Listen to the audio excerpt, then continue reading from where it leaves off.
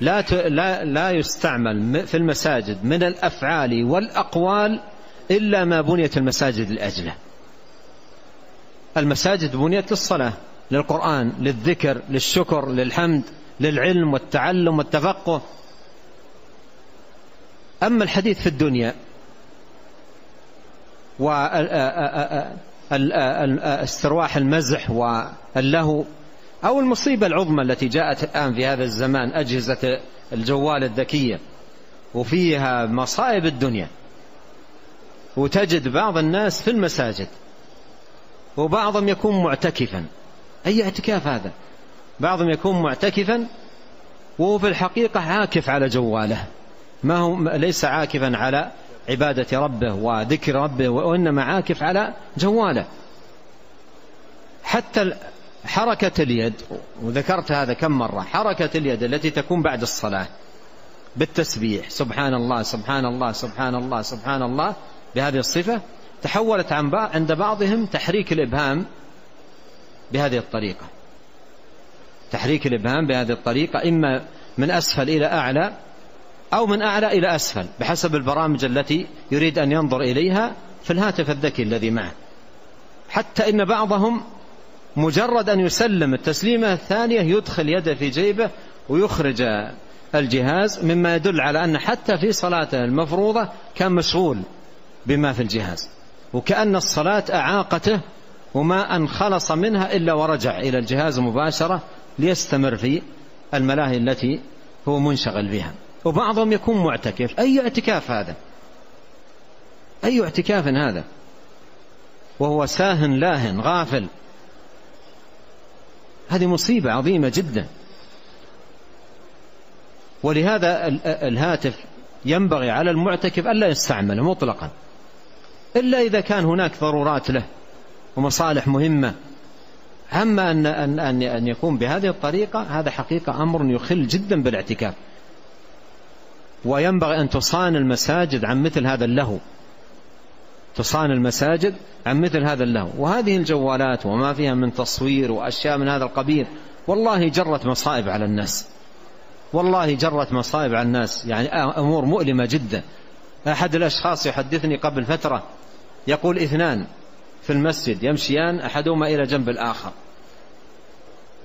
فأحدهما جلس جلسة التشهد مباشرة وحرك إصبعه وصوره زميله، ثم قام ومشى صورة وهو جالس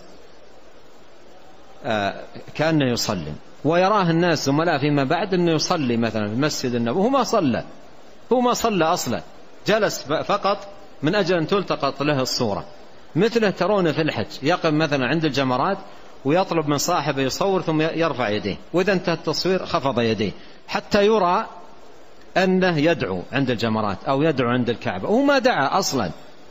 تلك اليدان ما رفعت لله ولا رفعت لدعاء الله، وإنما رفعت للمراءات. هذه مصيبة جدا جرتها هذه الأجهزة، وكثير من الناس انخرط فيها. بعضهم يمر على حلقة العلم ويقف ويصور صاحبه ويأخذ صورة لنفسه في الحلقة. أي فائدة لك في الصورة هذه؟ لا صورتك ولا صورة الشيخ أيضا، أي فائدة تأخذ صورة؟ هذا كله من الحرمان والضياع، هذا كله من الحرمان والضياع. أصبح الناس الآن داخل المساجد بسبب هذه الأجهزة جرت عليهم بلاء وشر عظيم جدا. ومن الأمور المؤلمة المحزنة المؤسفة الموسيقى التي أصبحت الآن بكثرة تسمع في المساجد. ومن كان يصدق قبل 20 سنة أن المساجد يوميا تسمع فيها الموسيقى وقت الصلوات، ما يخلو ركوع أو سجود أو هيئة من هيئات الصلاة إلا وتسمع فيها موسيقى. مصيبة عظيمة. ولهذا ينبغي على المرء من مجرد ما يدخل مع باب المسجد أن يعرف حرمة بيت الله، وأن يعرف حقوق المصلين، ويعرف حرمة المكان الذي دخله.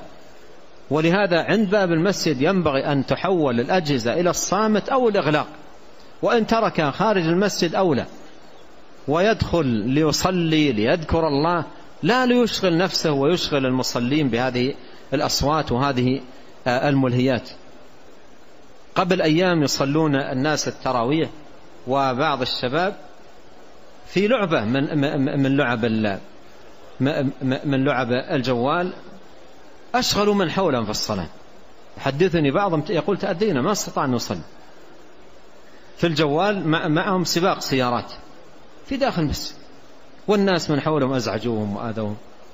وبعضهم يعني الصغار ما يستجيب، يعني تقول يا ابني أطفئه ولا ما يستجيب، عنده شيء من المعاندة وعدم احترام مثلا لي.